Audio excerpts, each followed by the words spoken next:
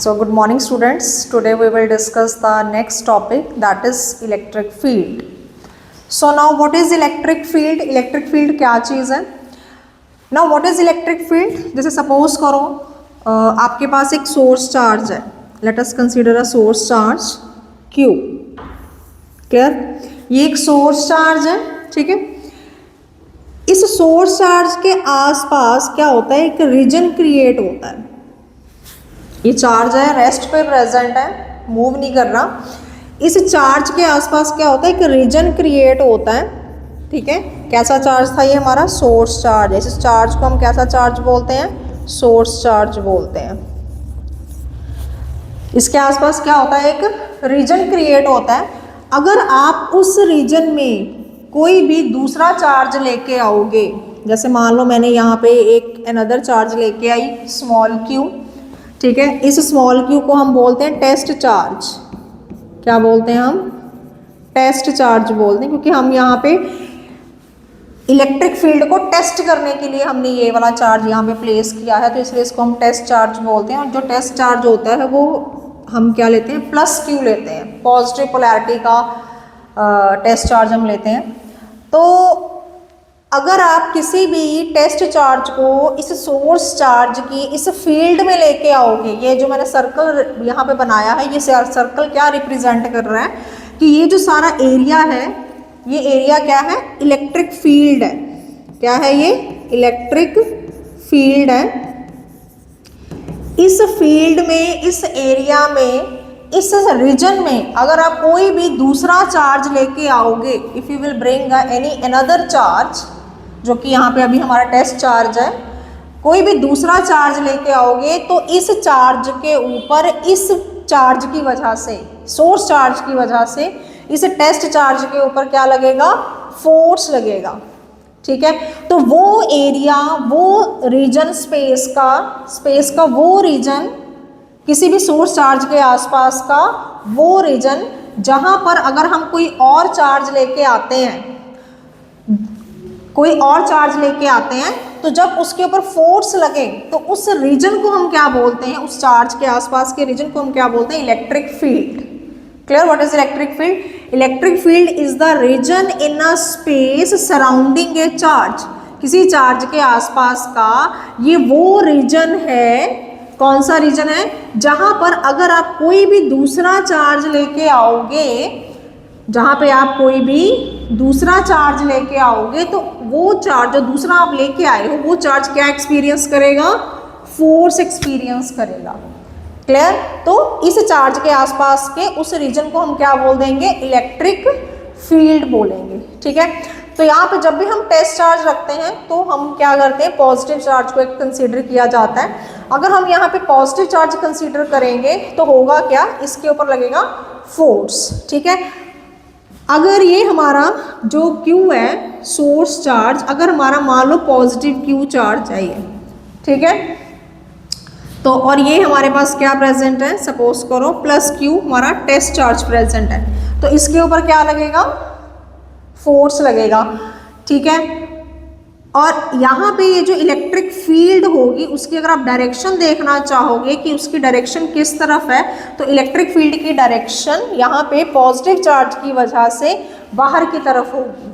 क्यों बाहर की तरफ होगी? क्योंकि ये जो पॉजिटिव आपका सोर्स चार्ज है, जिसको हमने क्या बोला था? Source charge. तो ये जो हमारा पॉजिटिव सोर्स चार्ज है, वो इस टेस्ट चार्ज के ऊपर जब फोर्स लगाएगा तो वो फोर्स कौन सी डायरेक्शन में होगा? आउटवर्ड डायरेक्शन में होगा. क्योंकि इसके ऊपर फोर्स आउटवर्ड डायरेक्शन में होगा, तो इसीलिए इलेक्ट्रिक फील्ड की डायरेक्शन भी हम पॉजिटिव चार्ज की वजह से क्या बनाते हैं? इलेक्ट्रिक फील्ड की डायरेक्शन बाहर की तरफ बनाते हैं. ठीक है, क्योंकि हमने टेस्ट चार्ज हमेशा पॉजिटिव ही लेना होता है, प्लस क्यू ही लेंगे हम टेस्ट चार्ज. ठीक है, अगर मान लो यहाँ पे प्लस क्यू की बजाय सपोज करो यहाँ पे अगर हमारे पास होता माइनस क्यू. ठीक है, अगर हमारे पास क्या होता? माइनस क्यू चार्ज होता, तो इस माइनस क्यू सोर्स चार्ज ने फिर भी इसके ऊपर फोर्स लगाना था. ठीक है, अब उस फोर्स की जो डायरेक्शन होनी थी, अब पहले जैसे हमने फोर्स की डायरेक्शन क्या बनाई थी? फोर्स की डायरेक्शन पहले हमने बनाई थी बाहर की तरफ. ठीक है। अब ये जो आपका सोर्स चार्ज है वो अगेन इसके ऊपर फोर्स लगाएगा प्लस क्यू के ऊपर, बट अब जो भी ये फोर्स लगाएगा इसके ऊपर, तो ये किस तरफ को लगेगी फोर्स? Towards this charge. ये जो पॉजिटिव चार्ज है, ये जो नेगेटिव चार्ज है हमारा सोर्स चार्ज, ये इस पॉजिटिव चार्ज को अपनी तरफ क्या करेगा? अट्रैक्ट करेगा। अपनी तरफ क्या करेगा? इसको अट्रैक्ट करेगा। तो यही हमारी, क्योंकि ये इसने इसको अट्रैक्ट करना है, तो यही हमारी क्या होगी? इलेक्ट्रिक फील्ड की डायरेक्शन। तो कहने का मतलब ये है कि अगर हमारे पास प्लस क्यू चार्ज होगा तो उसमें इलेक्ट्रिक फील्ड की जो डायरेक्शन होगी वो किधर को होगी? बाहर की तरफ होगी, आउटवर्ड।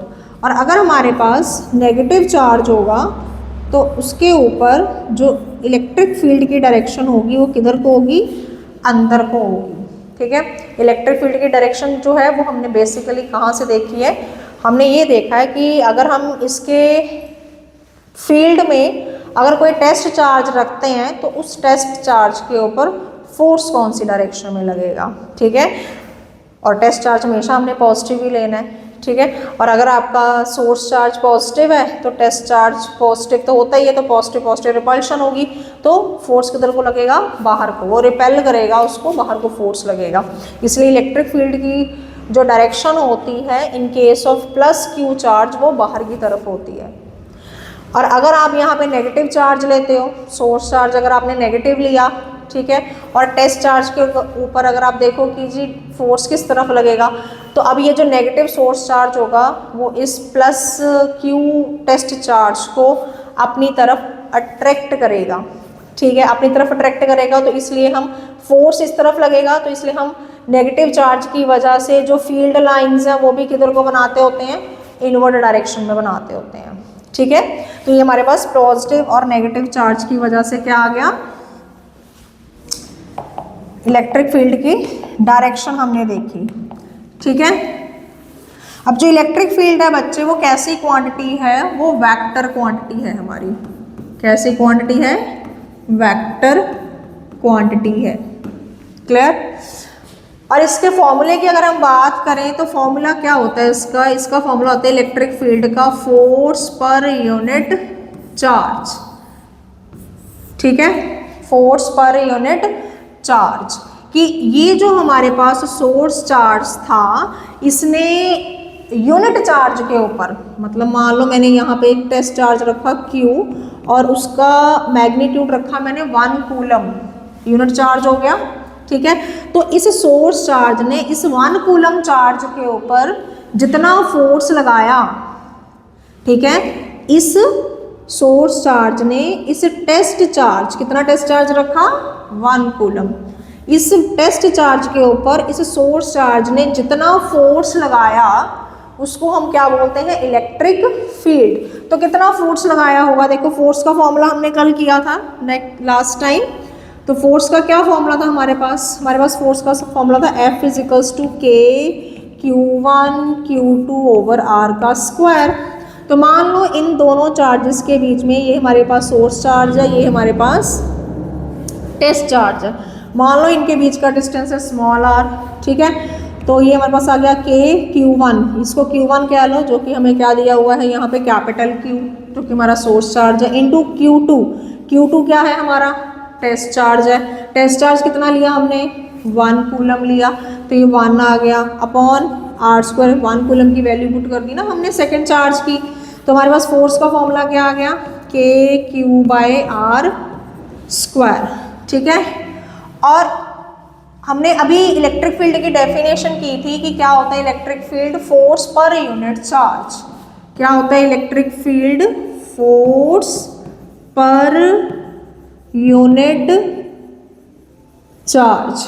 तो पर यूनिट चार्ज के ऊपर जितना फोर्स लगेगा वही तो इलेक्ट्रिक फील्ड होती है। तो ये हमने फोर्स निकाला, ये हमारे पास क्या निकल के आया? फोर्स। और ये पर यूनिट चार्ज निकालना है। ठीक है, यूनिट चार्ज निकालना है, तो यही हमारे पास क्या हो जाएगा? इलेक्ट्रिक फील्ड हो जाएगा। Force per unit charge, electric field. Force हमारे पास कितना आ गया? KQ/r²। ये फॉर्मूला कब आया? जब हमने जो टेस्ट चार्ज था कितने कूलम का रखा था? 1 कूलम का। अगर मान लो 1 कूलम की बजाय यहाँ पे जो टेस्ट चार्ज है मान लो Q कूलम का है, कोई भी Q वैल्यू है, ठीक है, any value can be there, तो उस केस में आपके पास फोर्स कितना बन जाएगा, K capital Q small q by R का स्क्वायर, ठीक है। ये इतना फोर्स लगा इन दोनों के बीच में। और इलेक्ट्रिक फील्ड का फॉर्मूला क्या था, इलेक्ट्रिक फील्ड का फॉर्मूला क्या था, फोर्स पर यूनिट चार्ज, मतलब जो भी फोर्स आया है, कितना फोर्स आया, K Q बाय R का स्क्वायर। जितना भी हमारे पास फोर्स आया है उसको हमने Q से क्या कर देना है, डिवाइड कर देना है। तो Q से Q डिवाइड हो गया, ठीक है। आपके पास इलेक्ट्रिक फील्ड क्या आ गया, K Q बाय R का square. So this is the formula of electric field. तो दो फॉर्मूलाज आ गए आपके पास इलेक्ट्रिक फील्ड के, एक तो ये फॉर्मूला आ गया इलेक्ट्रिक फील्ड का, force per unit charge F by Q, और दूसरा फॉर्मूला आपके पास इलेक्ट्रिक फील्ड का ये आ गया E इज इक्वल्स टू के Q बाय R का स्क्वायर, ठीक है। अगर हम इसके यूनिट्स की बात करें, क्वांटिटी कैसी, अभी मैंने बताया आपको कैसी क्वांटिटी है electric field, sorry electric field कैसी क्वांटिटी है, वेक्टर क्वांटिटी है, ठीक है। इसके यूनिट्स की अगर हम बात करें, यूनिट्स, तो फॉर्मूला से आप इसके यूनिट्स भी देख सकते हैं। इलेक्ट्रिक फील्ड का फॉर्मूला क्या था, E is equals to F by Q formula था इलेक्ट्रिक फील्ड का, ठीक है। तो फोर्स का यूनिट हमें पता है क्या होता है, न्यूटन होता है, और इसका सिंबल कैपिटल N। कूलम का ये जो चार्ज है इसका यूनिट जो होता है वो कूलम होता है। तो आपके पास क्या आ गया, न्यूटन पर कूलम। किसके यूनिट्स आ गए, ये इलेक्ट्रिक फील्ड के यूनिट्स आ गए, न्यूटन पर कूलम। क्वांटिटी कैसी है, ये वेक्टर क्वांटिटी है। होता क्या है इलेक्ट्रिक फील्ड, कुछ नहीं है, फील्ड मतलब एरिया, चार्ज, इलेक्ट्रिक मतलब चार्ज की बात कर रहे हैं हम, ठीक है। स्टार्टिंग में बताया था electrostatic, electro, we are talking about a charge. Electric field, charge के आसपास का फील्ड, ठीक है। कौन सा फील्ड, वो फील्ड जहां पर अगर आप कोई दूसरा चार्ज ला के रखोगे तो वो जो दूसरा चार्ज आपने रखा है वो चार्ज क्या एक्सपीरियंस करेगा, फोर्स एक्सपीरियंस करेगा। तो उस एरिया को, उस रीजन को हम क्या कहते हैं, इलेक्ट्रिक फील्ड कहते हैं, ठीक है। Now come on the next, electric field due to the system of charges. मान लो आपके पास 3 चार्जेस हैं, सपोज करो Q1, Q2, Q3, Q1, Q2, Q3, 3 charges हैं, और आप इन 3 चार्जेस की वजह से मान लो आप पॉइंट P के ऊपर इलेक्ट्रिक फील्ड देखना चाहते हो कि पॉइंट P पे कितनी इलेक्ट्रिक फील्ड है ड्यू टू दीज 3 चार्जेस। तो अब मान लो ये सारे के सारे जो चार्जेस हैं ये पॉजिटिव चार्जेस हैं, ठीक है, पॉजिटिव चार्जेस हैं, और इसका जो डिस्टेंस है ऑब्जर्वेशन पॉइंट P से मान लो R1 है, Q2 चार्ज का जो डिस्टेंस है वो ऑब्जर्वेशन पॉइंट से R2 है, और Q3 पॉइंट का जो डिस्टेंस है, Q3 चार्ज का जो डिस्टेंस है ऑब्जर्वेशन पॉइंट से वो मान लो R3 है, ठीक है। अब Q1 आपका पॉजिटिव चार्ज है, तो यू नो वेरी वेल कि because of the positive charge the electric field will exert in the outward direction. तो ये इलेक्ट्रिक फील्ड आपकी इसी लाइन के अलोंग बाहर की तरफ इस तरफ होगी, तो this will be your E1। ये आपका Q2 चार्ज है, इसी लाइन के अलोंग आपकी E2 होगी, ठीक है, और ये Q3 है और इसी लाइन के अलोंग आपकी E3 होगी, ठीक है। तो ये इलेक्ट्रिक फील्ड्स हैं because of these positive charges, ठीक है। Q1, Q2, Q3 ये तीनों ही क्या है, पॉजिटिव चार्जेस हैं। तो फर्स्ट चार्ज Q1 की वजह से इलेक्ट्रिक फील्ड कितनी होगी बच्चे, E1। Electric field is a vector quantity, so I'm putting the vector over there, ठीक है। यहाँ पर एक मिनट रुको, इसको पहले हम स्केलर फॉर्म में लिखते हैं, ठीक है। अभी जैसे मैंने E1 लिखा तो अभी मैंने सिर्फ स्केलर मैग्नीट्यूड लिखा है इसका। तो E1 का फॉर्मूला क्या था, KQ ओवर R का स्क्वायर। अब ये याद रखना, जो ये फॉर्मूला है ना इलेक्ट्रिक फील्ड का, ये जो अभी हमने फॉर्मूला किया है इलेक्ट्रिक फील्ड का, इसमें जो ये कैपिटल Q है ये हमारा सोर्स चार्ज है। कैपिटल Q क्या है, हमारा सोर्स चार्ज है।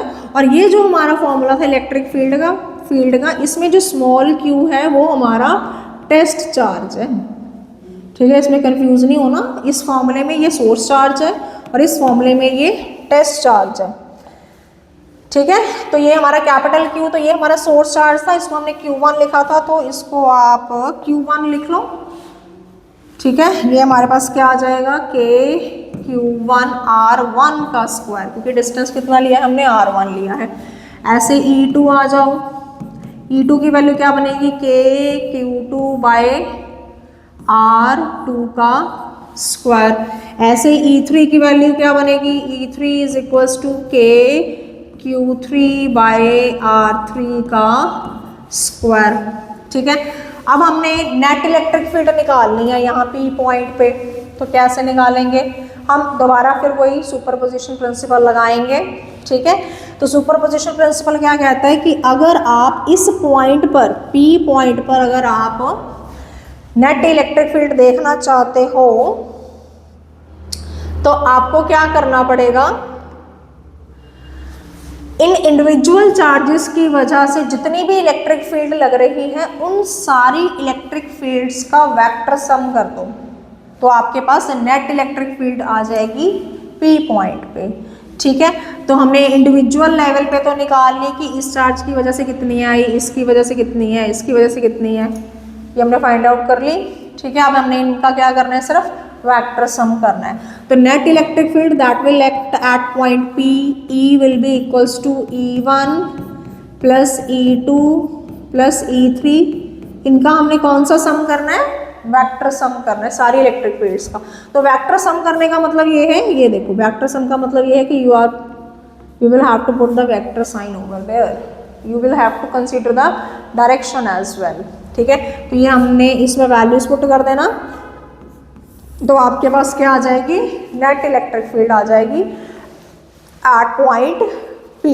ठीक है, ये तो हमारा ना थ्योरेटिकल कॉन्सेप्ट है इसका, इलेक्ट्रिक फील्ड को फाइंड आउट करने का due to the system of charges. ठीक है, बट इसका यूज़ जो है बच्चे वो हम न्यूमेरिकल्स में करते हैं। जैसे कि फॉर एग्जांपल हमारे पास ये एक न्यूमेरिकल है, हमने फॉर्मूला वही लगाना है। क्या फॉर्मूला था, एक बार फॉर्मूला देख लो, क्या फॉर्मूला था हमारा, KQ बाई आर स्क्वायर। और what was the Q, Q हमारा क्या था, it was the source charge जिसकी वजह से इलेक्ट्रिक फील्ड लग रही है, और R क्या था, ऑब्जर्वेशन पॉइंट का डिस्टेंस। ठीक है, तो अब यहाँ पे देखो इस न्यूमेरिकल में आपको क्या दिया हुआ है, आपको दिए हुए हैं 2 पॉइंट चार्जेस है दिए हुए, 2 पॉइंट चार्जेस हैं Q1 and Q2। This is your point charge Q1 and Q2, 10 raised to power -8 coulomb and -10 -8 coulomb respectively are placed 0.1 metre apart. इन दोनों के बीच का डिस्टेंस दिया हुआ है 0.1 मीटर अपार्ट। हमने कैलकुलेट करना है क्या, electric field eight point A, B and C। A, B और C पॉइंट पे हमने इलेक्ट्रिक फील्ड फाइंड आउट करनी है। तो ये रहा हमारा A पॉइंट, ये रहा हमारा B पॉइंट, ये रहा हमारा C पॉइंट। ठीक है, अब देखो ये जो ट्रायंगल है इसमें आपको ये डिस्टेंस 0.1 मीटर दिया हुआ था और डायग्राम में ये डिस्टेंसेस भी दिए हुए हैं, कितना, 0.1 मीटर। तो अगर ये तीनों डिस्टेंसेस सेम है तो ऑब्वियसली ये कैसी ट्रायंगल है, इक्विलेटरल ट्रायंगल है। तो इसका ये वाला एंगल, ये तीनों एंगल्स ये एक्चुअली कितने डिग्री के होंगे, 60 डिग्री के होंगे। ठीक है, और ये जो आपका A पॉइंट है वो मिड में लाई कर रहा है, कहाँ लाई कर रहा है, मिड में, यहाँ पे मिड में अलाई कर रहा। तो ये जो आपका डिस्टेंस होगा ये होगा 0.05 मीटर। ठीक है, ऐसे ये वाला डिस्टेंस भी कितना होगा आपका, 0.05 मीटर डिस्टेंस होगा। अब हम A पॉइंट की बात कर लेते हैं, अब हम A पॉइंट की बात कर लेते हैं ज़रा। तो जो A पॉइंट है बच्चे आपका, यहाँ पे आपके पास पड़ा हुआ है +10 raised to power -8 coulomb charge, यहाँ पड़ा हुआ है -10 -8 कूलम चार्ज। ठीक है, A पॉइंट की बात करते हैं पहले। अब ये पॉजिटिव चार्ज है, A पॉइंट पर इलेक्ट्रिक फील्ड कैसे लगाएगा, पॉजिटिव चार्ज की वजह से A पॉइंट पर जो इलेक्ट्रिक फील्ड लगेगी वो किधर को लगेगी, आउटवर्ड, मतलब इस तरफ को लगेगी। तो ये इलेक्ट्रिक फील्ड हो गया पॉजिटिव चार्ज की वजह से। अब नेगेटिव चार्ज की वजह से इलेक्ट्रिक फील्ड हमेशा इनवर्ड लगती है, तो इसका इनवर्ड जब आप लगाओगे तो ये इलेक्ट्रिक फील्ड भी आपकी इसी डायरेक्शन में आएगी। मतलब ए पॉइंट के ऊपर इस और इस इन दोनों चार्जेस की वजह से, मान लो इसकी वजह से जो इलेक्ट्रिक फील्ड है उसको हमने नाम दे दिया E1 और इसको हमने नाम दे दिया E2। तो E1 और E2 दोनों क्या होंगे, सेम डायरेक्शन में होंगे, ठीक है। तो E1 and E2 both will be in the same direction. तो नेट इलेक्ट्रिक फील्ड जब आप ए पे निकालोगे तो ये दोनों इलेक्ट्रिक फील्ड्स क्या हो जाएंगी, ऐड हो जाएंगी, E1 प्लस E2, ठीक है। अच्छा, अब हमें ये जो हमारे पास इलेक्ट्रिक फील्ड का फॉर्मूला था, हमारे पास फॉर्मूला क्या था, E इज टू के क्यू बाई आर का स्क्वायर। तो E1 और E2 में देखो Q हमारा सेम है 10⁻⁻⁸, बस ये पॉजिटिव चार्ज है, ये नेगेटिव चार्ज है, बट Q हमारा क्या है, सेम है, ठीक है। पोलैरिटी डिफरेंट है, वैसे मैग्नीट्यूड सेम है, तो हमने यहाँ पे फॉर्मूला में मैग्नीट्यूड ही लेना होता है, ठीक है। R भी सेम है, अगर Q भी सेम है, R भी सेम है, तो ऑब्वियसली E1 और E2 की वैल्यू भी क्या आएगी, सेम आएगी। तो मतलब आपके पास E1 और E2 दोनों सेम है, तो इसको हम E1 प्लस E1 लिख सकते हैं, या फिर हम इसको क्या लिख सकते हैं, 2E1 लिख सकते हैं। तो E1 की वैल्यू निकाल लो, कितनी बनेगी E1 की वैल्यू, वो पुट कर देना, आपका EA आ जाएगा। E1 कितना बनेगा, K, Q कितना था, अच्छा K की वैल्यू कितनी होती है, वो पुट कर देते हैं। K की वैल्यू होती है 9 × 10⁻⁹ इंटू Q कितना दिया हुआ है 10⁻⁻8 इंटू R कितना था, ये डिस्टेंस हमें कितना दिया हुआ है 0.05 मीटर का स्क्वायर, ठीक है। ये E1 की वैल्यू है, आप यहाँ पे इसको पुट कर लो, ठीक है। 2 × 9 × 10⁻⁹ इंटू 10⁻⁻8 डिवाइडेड बाय 0.05 का स्क्वायर। इसको आप सॉल्व कर लेना, ए पॉइंट पे क्या आ जाएगी, इलेक्ट्रिक फील्ड आ जाएगी, ठीक है। अब नेक्स्ट देखते हैं बी पॉइंट। तो बी पॉइंट हमारा यहाँ पे था, ठीक है, बी पॉइंट हमारा यहाँ पे था और इसका डिस्टेंस हमें दिया हुआ था कितना, 0.05 मीटर, ठीक है। अब पहले ये देखो, ये जो आपका फर्स्ट चार्ज है ये वाला, यस, ये जो आपका फर्स्ट चार्ज है, ठीक है, इसकी वजह से पॉजिटिव चार्ज है, इसकी वजह से जो इलेक्ट्रिक फील्ड लगेगी, इलेक्ट्रिक फील्ड लगेगी बाहर की तरफ, ठीक है। ये आपकी इलेक्ट्रिक फील्ड लगेगी बाहर की तरफ क्योंकि पॉजिटिव चार्ज है, आउटवर्ड। नेगेटिव चार्ज की वजह से जो इलेक्ट्रिक फील्ड लगेगी वो अंदर की तरफ लगेगी, -10⁻⁸ कूलम की वजह से अंदर की तरफ, ठीक है। अब देखो जो बी पॉइंट है वहाँ पर इलेक्ट्रिक फील्ड की जो डायरेक्शन है वो ऑपोजिट है, E1 इधर लग रहा है, E2 इधर लग रहा है। तो जब हमने नेट इलेक्ट्रिक फील्ड निकालनी है बी पॉइंट के ऊपर, तो हमें इन दोनों इलेक्ट्रिक फील्ड्स को करना पड़ेगा माइनस। क्यों माइनस, क्योंकि दोनों की डायरेक्शन ऑपोजिट है, ठीक है। अब किसको किस में से माइनस करें, ग्रेटर को स्मॉलर में से। तो ग्रेटर कौन सा होगा, ग्रेटर इलेक्ट्रिक फील्ड कौन सी होगी, जो चार्ज आपको, क्योंकि मैग्नीट्यूड तो सेम है दोनों चार्जेस का, जो चार्ज पास में प्रेजेंट होगा उसकी इलेक्ट्रिक फील्ड ज़्यादा होगी। तो पास में कौन सा प्रेजेंट है, ये वाला प्रेजेंट है, मतलब यहाँ पे E1 जो है that is greater than E2। तो हमने जो बी पॉइंट पर इलेक्ट्रिक फील्ड निकालनी है that is equals to E1 minus E2 आएगा हमारे पास, ठीक है। तो E1 की वैल्यू निकाल लो, कितनी आएगी, E1 बच्चे इस केस में आएगा E1, तो लिखो E1 कितना हुआ, K की वैल्यू कितनी है 9 × 10⁻⁹, ठीक है, इंटू Q कितना है 10⁻⁻8 अपॉन इसका डिस्टेंस कितना था ये वाला 0.05, तो ये आ गया 0.05 का स्क्वायर। तो ये हमारे पास आ गई E1 की वैल्यू। अब निकाल लो E2, तो E2 की वैल्यू कितनी आएगी, E2 आएगा Q हमारा 10⁻⁸ था अपॉन R। अब R कितना बना, R कितना है, देखो ये 0.5 है और ये डिस्टेंस हमारे पास कितना था, ये डिस्टेंस था हमारे पास 0.1 मीटर, ठीक है। तो ये 0.1 मीटर है, ये 0.05 है, तो ये टोटल डिस्टेंस कितना हो गया 0.15 हो गया। तो ये हमारे पास 0.15 का स्क्वायर आ जाएगा, ठीक है। अब ये दोनों वैल्यूज़ आपने यहाँ पे पुट कर देनी है, ठीक है। इस फॉर्मूला में हमने दोनों वैल्यूज़ को पुट कर देना है और आपके पास क्या आ जाएगा, EB आ जाएगा, मतलब electric field at the point B, ठीक है। अब नेक्स्ट आ जाओ electric field at the point C. तो सी पॉइंट पे हम देखते हैं इलेक्ट्रिक फील्ड कितनी लगेगी। C point, this is your C point. ये एंगल मैंने अभी बताया था, ये इक्विलेटरल ट्राइंगल है। This side is also 0.1 metre, this side is also 0.1 metre. तो उसके accordingly this angle is of 60 degree. तो अगर ये एंगल आपके पास बच्चे 60 डिग्री है तो देखो ये पॉजिटिव चार्ज है, इस पॉजिटिव चार्ज की वजह से इस सी पॉइंट पर जो इलेक्ट्रिक फील्ड होगी it will be in the outward direction, this is your E1। और ये जो नेगेटिव चार्ज है इसकी वजह से जो इलेक्ट्रिक फील्ड लगेगी that will be in the inward direction, मतलब अंदर की तरफ होगी, इस तरफ लगेगी electric field, this is your E2। ठीक है, अब देखो अगर ये एंगल 60 का है तो ये स्ट्रेट लाइन है, this angle will be of 120 degree होगा ये वाला एंगल। ठीक है, 120 डिग्री का बनेगा।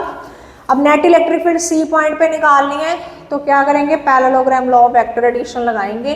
ठीक है, वेक्टर एडिशन के लॉ से ही निकलेगी इलेक्ट्रिक फील्ड सी पॉइंट के ऊपर। तो देखो जरा E1 E2 वाला देख रहे हैं जरा कितना बनेगा। E1 की वैल्यू कितनी बनेगी, E1 is equals to KQ by R का स्क्वायर होता है फॉर्मूला, और K की value 9 into 10 raise to power 9 into Q कितना है 10 रेज टू पावर माइनस का 8, और R कितना है 0.1 का स्क्वायर हो जाएगा, 0.1 मीटर का स्क्वायर। ठीक है, ऐसे ही चार्जेस सेम है, डिस्टेंसेस सेम है, मतलब यहाँ पे E1 E2 क्या आएंगे, सेम आएंगे। E1 और E2 क्या आएंगे, सेम आएंगे। मान लो इसको हमने E लिख लिया। ठीक है, तो लगाओ parallelogram law of vector addition. Now according to the parallelogram law of vector addition आपके पास जो net electric field C point पे आएगी that will be equals to E1 का स्क्वायर प्लस E2 का स्क्वायर प्लस आगे क्या आएगा 2E1 E2 cos कितने डिग्री दिया हुआ है आपको 120 डिग्री दिया हुआ, और E1 E2 की वैल्यू सेम है तो आपके पास EC कितना आ जाएगा, दैट इज इक्वल्स टू ये आ गया E का स्क्वायर प्लस ये भी हो जाएगा E का स्क्वायर प्लस 2 इंटू E का स्क्वायर इंटू कॉस 120 डिग्री की वैल्यू कितनी होती है -1/2 होती है। ठीक है, -1/2, तो 2 से 2 ये कट गया आपका, तो आपके पास इलेक्ट्रिक फील्ड सी पॉइंट पे कितनी आ गई E का स्क्वायर प्लस E का स्क्वायर माइनस E का स्क्वायर। ठीक है, प्लस का E स्क्वायर माइनस का E स्क्वायर कट गया, तो सी पॉइंट पर इलेक्ट्रिक फील्ड कितनी आ गई EC is equals to E का स्क्वायर बचा अंडर द रूट, स्क्वायर से अंडर रूट आपका कैंसिल हो गया, आपके पास क्या बचा E, मतलब E की वैल्यू निकाल लो, आपके पास इलेक्ट्रिक फील्ड आ जाएगी सी पॉइंट पर। ठीक है, तो E की वैल्यू कितनी थी 9 into 10 raise to power 9 into Q कितना था 10⁻⁸ और डिस्टेंस कितना था 0.1 मीटर का स्क्वायर। तो इसको बच्चे अगर आप सॉल्व कर लोगे तो आपके पास इलेक्ट्रिक फील्ड आ जाएगी कहाँ पे सी पॉइंट पे।